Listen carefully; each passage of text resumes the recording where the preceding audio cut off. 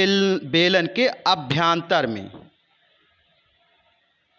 अभ्यंतर मतलब अंदर में ग्रेफाइट से बने ठोस बेलन को डालकर बनाई गई है।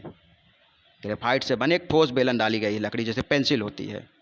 पेंसिल का 7 मिलीमीटर, कह रहे पेंसिल का 7 मिलीमीटर है और ग्रेफाइट का माने जो पेंसिल का व्यास है वो कितना है आपका 7 मिलीमीटर है और ग्रेफाइट का व्यास कितना है आपका 1 मिलीमीटर। यदि पेंसिल की लंबाई 14 सेंटीमीटर है तो लकड़ी का आयतन और ग्रेफाइट का आयतन ज्ञात कीजिए।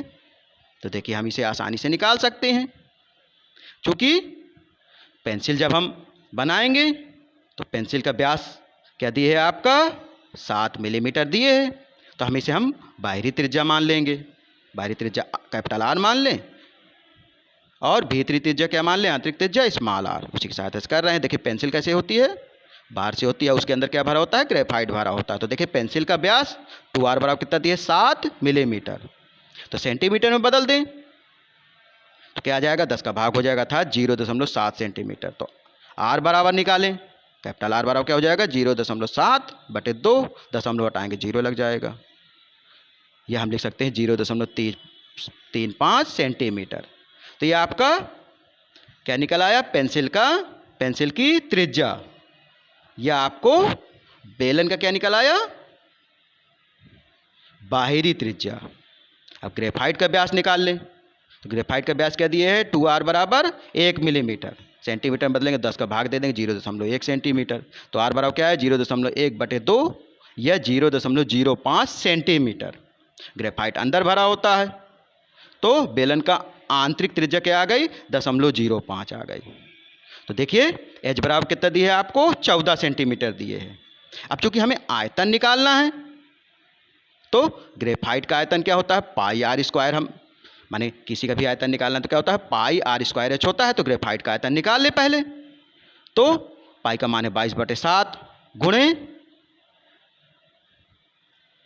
आर का मान कितना है 0.05 गुणे 0.05 क्योंकि आर स्क्वायर है गुणे एच का मान है 14, निकाल लिया।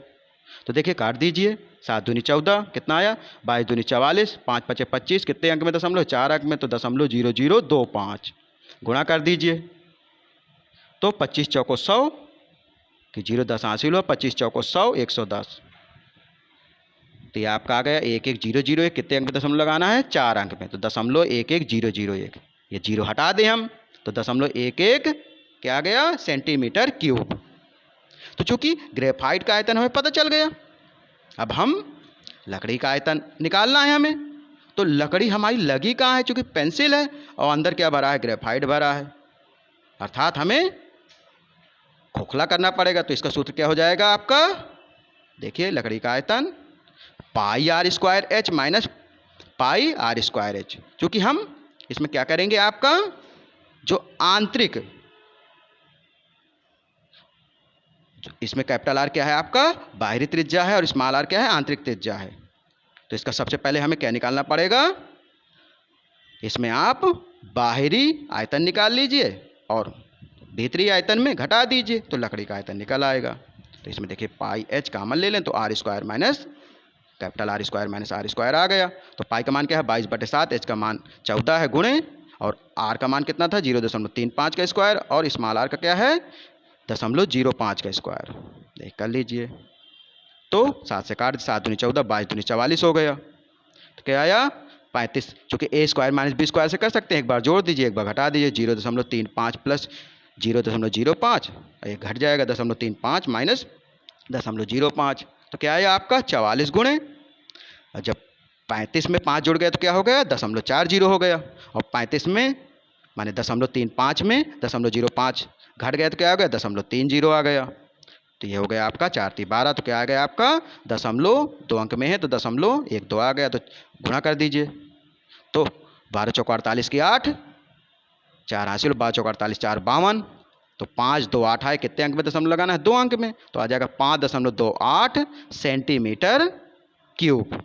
ये आपका लकड़ी का आयतन आ जाएगा। हमसे पूछ क्या रहा था लकड़ी का आयतन और ग्रेफाइट का आयतन ज्ञात कीजिए। तो ग्रेफाइट का हमने पहले निकाल लिया था, कितना आया था 0.11 घन सेंटीमीटर, और लकड़ी का आयतन कितना आया 5.28 घन सेंटीमीटर।